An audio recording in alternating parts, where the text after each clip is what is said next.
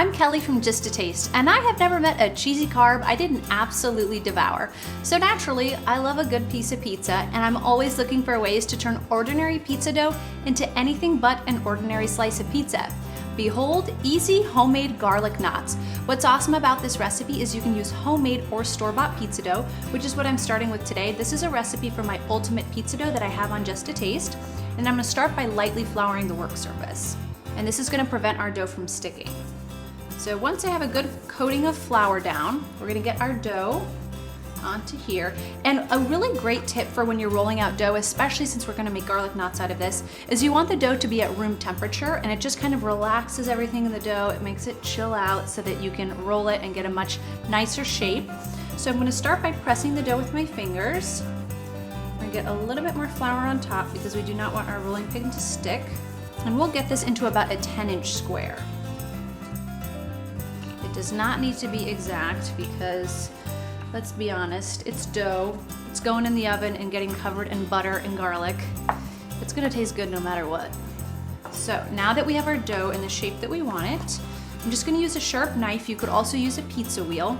And I'm gonna cut this into strips, starting by making 2 rectangles. We'll cut each rectangle into strips. You want each strip to be about a 1/2 inch thick. All right, and once you have the dough cut into little strips like this is a great chance you can actually get the kids involved, because now we're gonna shape each piece of dough into a knot. Cross the 2 pieces, pull that one through, and you've got an unbaked garlic knot. I'm gonna get all of these onto my lined baking sheet. You could use parchment paper or a Silpat baking mat, and just continue going with all of my strips of dough. And then I'm gonna pop these garlic knots into a 375-degree Fahrenheit oven for about 10 minutes. Then you're gonna flip them and continue baking them until they're golden brown. While the garlic knots are baking, we're gonna make our garlic butter. So to a small saucepan, I'm gonna add some butter, olive oil, and then of course, plenty of chopped fresh garlic.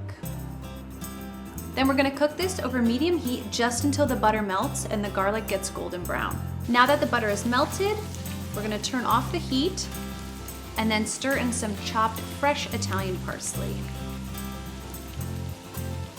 Okay, so now that our garlic knots are almost finished, I'm just gonna set this butter aside.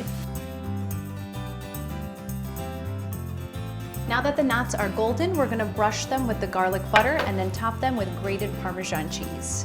All right, so we wanna make sure we get tons of this garlicky herb. Oh my God, look at that. Butter all over. We have to brush each of them individually, but these look great.